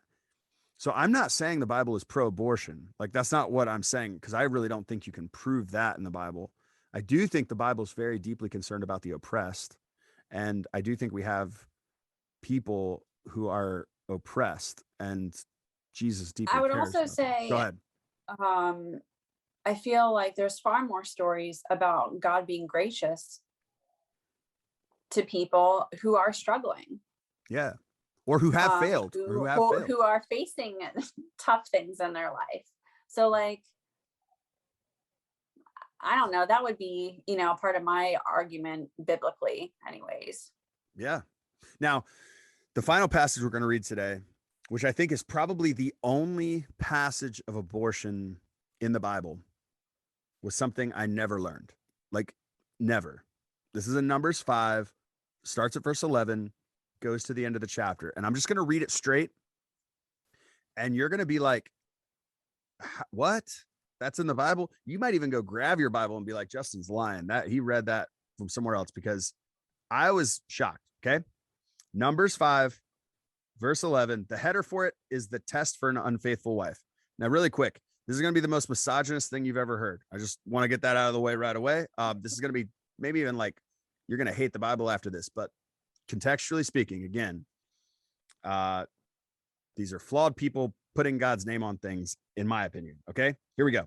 Then the Lord God said to Moses, speak to the Israelites and say to them, if a man's wife goes astray and is unfaithful to him by sleeping with another man, and this is hidden from her husband, and her impurity is undetected, since there's no witness against her and she has not been caught in the act, and if feelings of jealousy come over the husband and he suspects his wife and she is impure, or if he is jealous and suspects her even though she is not impure. So like either way, if the guy's jealous, he gets a pass to do this. Okay.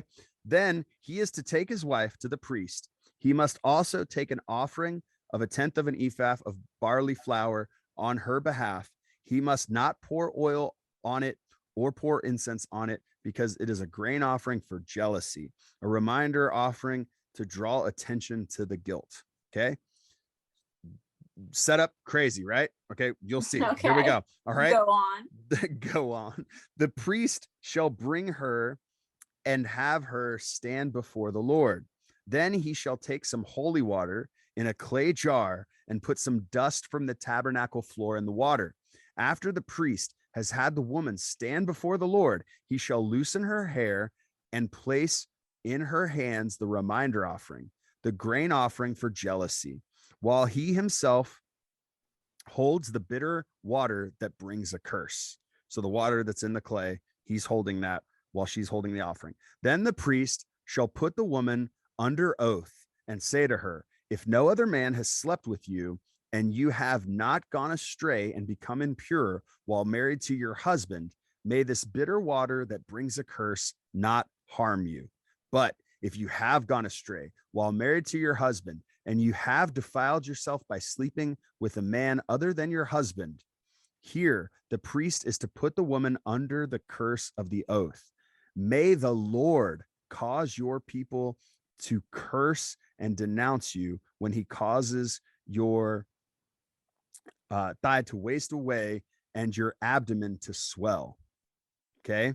May this water bring a curse, and may this water that brings a curse enter your body so that your abdomen swells and your thigh wastes away. Now, I believe there's a lot of question about this, but that word that's being translated here, THIGH, is the body of that. It may cause you to miscarry. That's how most translations are taking this. Well, may it cause you to miscarry.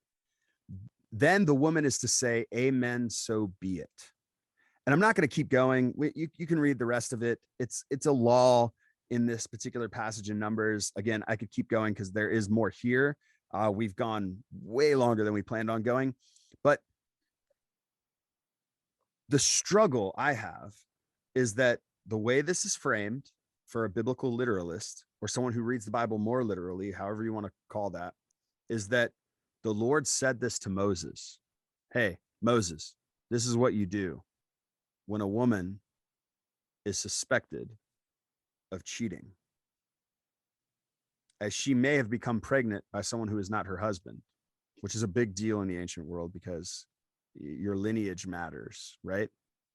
I want you to go do this holy practice where a priest mixes water with dust, and maybe this tabernacle floor dust is like a day after pill. Like, that's what this reads like. Like, I was shocked when I read this. I have yet to hear a reasonable explanation that doesn't make this probably the most notable passage when it comes to like actually looking like abortion. Like, yeah. Now I'll say this doesn't, if I were pro-life, like staunchly life begins at conception pro-life, I don't think some ancient crazy ritual practice that was probably a pagan practice at the time. My guess would be this was a Babylonian practice. I gotta believe that. And that they were ascribing it to God somehow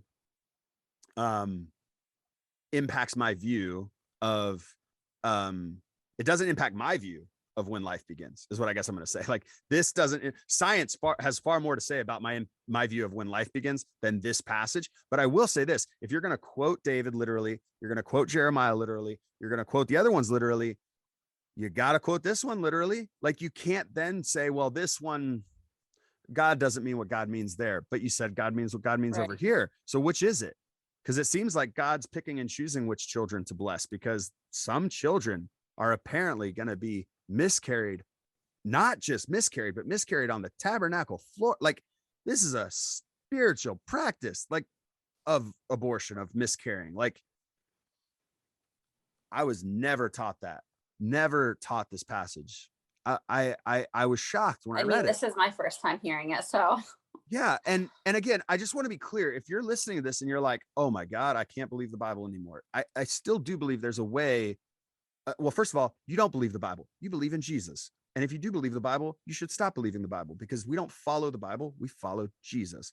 Now, certainly the Bible is revealing Jesus and other things, but I think that's where we study it within the context in which it's in. And that's so important. And it allows us to enter into these kinds of conversations with an openness instead of just a closed mindedness and a closed fist.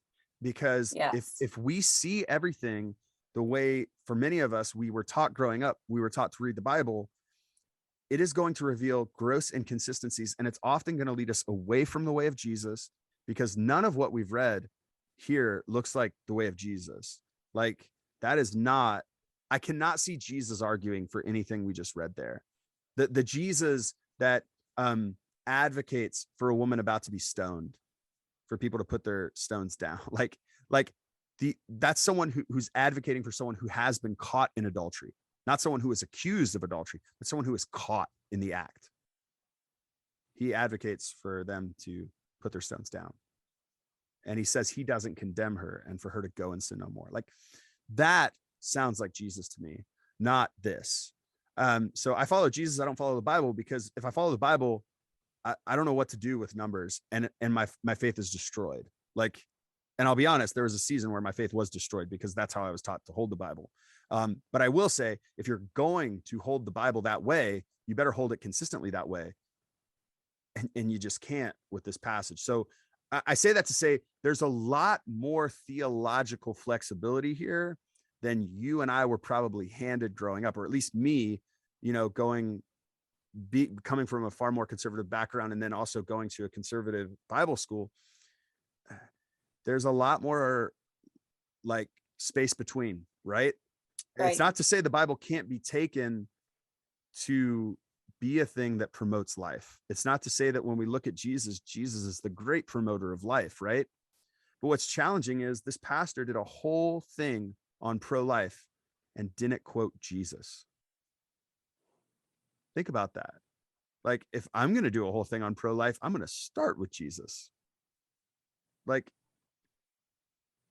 that's where I think the difference in the rub is here, is like how we read the Bible really informs the position we're going to hold as, followers of Jesus on where we're going to land on this subject. And I think there's probably a variety of conclusions that could be made within that. All right. Any closing thoughts? I obviously went off on the theological tangent, and I'm sorry. No, that's good. We need to know or have, some information as far as theology is concerned, because that can really help. I mean, help kind of give us a fuller picture of things that we need to be considering. And obviously next week we have what'll be a lot more scientific and maybe even experiential conversation, which I do think is important, because I want to know about the experience of maybe what a mother goes through when something like an ectopic pregnancy is found. Like, what is that process like? Like, what happens? I also kind of want us to remember that, like, shame is not a good path forward for anybody in this. Like, I really don't think it is. Like, I know both sides use shame regularly, excuse me.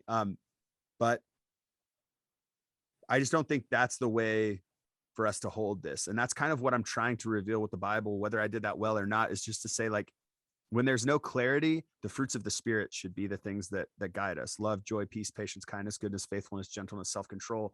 Like, we need to allow these things to bubble to the surface as we hold this. That doesn't mean we can't hold it with conviction. It just means as we express our conviction, it needs to be from this place. And the idea that we have to choose even the unborn or women, I think, is a false choice sometimes. Like, I think we can probably like find a way forward that recognizes like the sacredness of what's happening in the womb, but also that like I do think ignoring women is not the call of Jesus. Like, ignoring the realities of a woman who's pregnant and what they're going through because you want to emphasize the unborn is not an exchange that I think the Bible is asking us to make. And if we're arguing that it is, um, it's just a false choice. I think it should be both, and like that we want Yep. to live in a world where life is possible and ultimately where women are supported. I don't know. Yep. My hope is that anyone, that's struggling with being pro-choice or pro-life, like, is just to listen, to take this information and deeply, like you said, just being a posture of listening and consideration, and filtering it through the fruits of the spirit. um and like, if it doesn't line up with the fruits of the spirit, then like, keep considering, keep Yeah. listening. um Be committed to being and in also, like, process. That's okay. That's r- okay. right, and like, I mean, and when I say listen, like, especially to people that are willing to tell their stories, no one, like, and it's such a, if someone's willing to tell their story to you, that is energy. Like, it takes energy to share what you go through. So if someone's willing to share potentially their abortion story with you, or hardships that they've had throughout pregnancy, things like that, um, be appreciative, because it's not easy to relive or continuously tell those stories, um, in an effort to be seen and heard. And I think that people considering abortion have gone through abortion, even mothers telling their pregnancy stories, like, these are all things that can help us listen and deeply consider these tough topics, because it's not black and white, it's not easy. Um, and yeah, that's pretty much it. Listen, Just listen to learn. Like if someone tells you their abortion story and you come back at it with hot takes about why you yep. believe what you believe, that is not the fruits of the spirit at work. There are people who have told me their abortion story that don't even have a handful of people that know. You are in some way a trusted person in that person's life if they're telling you that story, especially if that story is something they feel ashamed of, they feel guilty for, that they are burdened with. You have a responsibility as a follower of Jesus in that moment, like to meet that person with grace and understanding. That doesn't mean it changes your conviction. I'm not saying it has to, but I'm saying like um, radical grace is available to you the same way it is available to that person. So whatever you believe about what happened or transpired, your role is to extend radical grace. If that's what you think is necessary in that moment, um, it certainly is not condemnation or a time to discuss your particular views on the matter. Like, I think care and concern are what that should be wrapped in. If you are ever in that moment where someone would be so vulnerable to share something like that with you, it has to be met with love and grace. Yeah. Well, we talked about a lot of things. Don't know if we, talked about everything you might have thought we would talk about, Allie, or that the people listening would have thought we would talk about, but we talked about what we talked about. I think at the very least, we touched a lot of different things. There's probably much more to be said. Next week will be far more, I think, scientific. And I do encourage you to come with your questions or even send them in ahead of time. You can email me, Justin at thebelongcollective.org. If you email me your questions ahead of time, I can't guarantee what they'll be asked on Sunday, but we do like to have it be more interactive, that it's not just me asking the questions. So if you have ideas or questions you would like for Dr. Danielle Prentice to answer, go ahead and email me. I want to thank Allie for being on today. I think your time is really valuable, and to take a couple hours out to do this, especially in the emotional reality of what your week has been, all of our weeks have been, and caring for a little child, even in the background that's crying. That, thanks Steve for us too. But I just want to thank you for taking the time to sit down and do this, because I really do think it's a necessary conversation for our community, and your perspective is really, really meaningful. Thanks. I'm glad to do it.